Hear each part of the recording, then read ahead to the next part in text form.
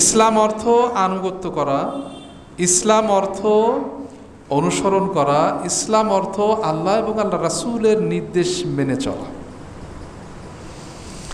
তো ইসলাম অর্থ যিনি মুসলিম অর্থাৎ আত্মসমর্পণ করেছেন, আনুগত্য করেছেন, তার দ্বিতীয় কোনো কথা থাকবে না। সে কিভাবে খাবে, কিভাবে উপার্জন করবে, কোথায় উপার্জন করবে, কোথায় ব্যয় করবে, পরিবারটা কেমন হবে, তার সমাজটা তার কেমন হবে, রাষ্ট্র তার কেমন তৈরি করতে হবে, এবং মানুষের সাথে উঠা বসা চলা ফেরা, আত্মীয়তার সম্পর্ক রক্ষা করা, যাবতীয় ঘুমোতে যাওয়া থেকে নিয়ে আবার ঘুম থেকে উঠে আবার ঘুমোতে যাওয়া হয় 24 ঘন্টা। এই 24 ঘন্টার মধ্যে আপনি যে কাজ করবেন সেই কাজটি আল্লাহ এবং আল্লাহ রাসূলের নির্দেশ অনুযায়ী হতে হবে। আপনি কি খাবেন, আল্লাহর নির্দেশ দিয়েছেন হালাল রিজিক খেতে হবে। আপনি কি খাবেন, আল্লাহর নির্দেশ দিয়েছে এমন জিনিস খাবেন না যে জিনিস হারাম এবং শরীরের ক্ষতি হয়। আপনি এমন জিনিস খাবেন যেই জিনিস, যেই পশুকে আল্লাহর নাম নিয়ে জবে করা হয়েছে সেটাই আপনাকে খেতে হবে।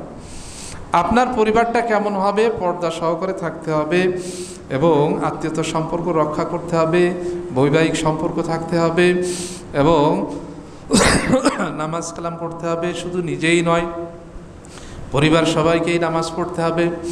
আপনি কার সাথে চলাফেরা করবেন, আপনার বন্ধু কেমন হবে, আপনার অফিসের পরিবেশটা কেমন হওয়া উচিত, বাড়ির পরিবেশ কেমন হওয়া উচিত, রাস্তায় চলাচল করছেন আপনি কিভাবে চলবেন, একজন মুসলিমের সাথে কথা বলছেন কিভাবে কথা বলবেন, অমুসলিমের সাথে কথা বলছেন কিভাবে কথা বলবেন, আপনি মুসলিম, আপনার মা বাবা অমুসলিম, তাদের সাথে কি আচরণ করবেন, আপনি মোবাইল ব্যবহার করছেন, কম্পিউটার ব্যবহার করছেন, যন্ত্রাংশ ব্যবহার করছেন, আপনি আকাশে যাচ্ছেন, আপনি মাটির নিচে যাচ্ছেন, পানিতে থাকছেন, আপনি যে কাজই করুন না কেন সব ক্ষেত্রেই আল্লাহ এবং আল্লাহ রাসূলের নির্দেশনা রয়েছে।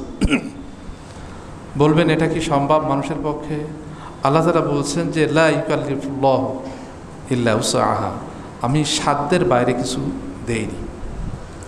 আমরা খাচ্ছি, দাচ্ছি, উঠছি, বসছি, ঘুমোচ্ছি, আসা যাওয়া করছি, পরিবার আছে, সমাজ আছে, রাষ্ট্র আছে, আমাদের হচ্ছে চলছে।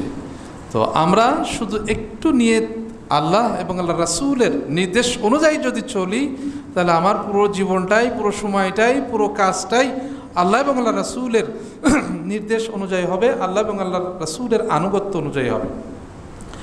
যদি আল্লাহ এবং আল্লাহ রাসূলের আনুগত্য অনুযায়ী হয় তাহলে আল্লাহ রাব্বুল আলামিন আমাদেরকে ক্ষমা করে দেবেন, আল্লাহ তাআলা আমাদেরকে জান্নাত দান করবেন।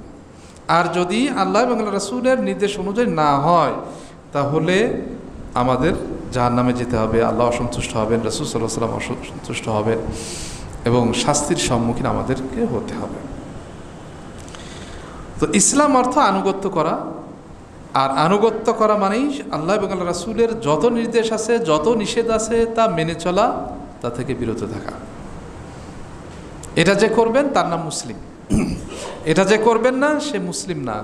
সে হয় প্রতিবন্ধী মুসলিম, অথবা দুর্বল মুসলিম, অথবা সে প্রকৃত মুসলিম না, এরকম হবে। তো আল্লাহ রাব্বুল আলামিন আমাদেরকে সুন্দর একটা কিতাব দিয়েছেন, জীবন ব্যবস্থা দিয়েছেন, যে জীবন ব্যবস্থায় কোনো ঘাটতি নেই, যে জীবন ব্যবস্থাতে কোনো ঘাটতি নেই। আল্লাহ রাব্বুল আলামিন তার পবিত্র কোরআন অবতীর্ণ করে বলেছেন, আল্লাহু নাযালা আহসানাল হাদিসি কিতাবান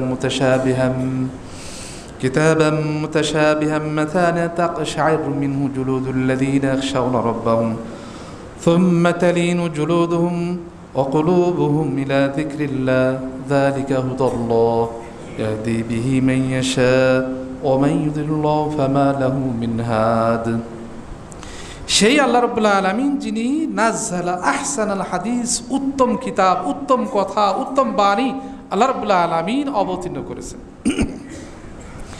যা পুনঃপুনঃপঠিত, সাদৃশ্যপূর্ণ, তাকশাইরু মিনহু, যেই কোরআনুল কারীম, যেই কিতাব, যেই বাণী তেলাওয়াত করলে, পাঠ করলে মুমিনদের হৃদয়ে, মুমিনদের শরীরে প্রতিক্রিয়া হয়।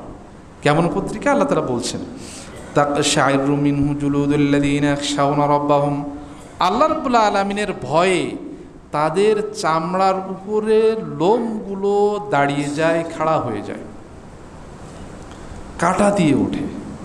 যখন শরীরে ঠান্ডা স্পর্শ হয় বা শীত লাগে তখন দেখবেন, অথবা ভয় আসে, তখন দেখা যায় যে অনেক সময় শরীরের লোম দাঁড়িয়ে যায়। এরকম হয় না? হয়। তো মুমিন প্রকৃত যারা, আসলে যারা মুমিন, তারা অর্থসহ যখন কোরআন তেলাওয়াত করবে তাদের এই পরিবেশ সৃষ্টি হবে যে আল্লাহর ভয়ে তাদের চামড়ায় লোমগুলো দাঁড়িয়ে গিয়েছে। সুম্মা তালিনু জুলুদুহুম ওয়া কুলুবুহুম ইলা যিকরিল্লাহ।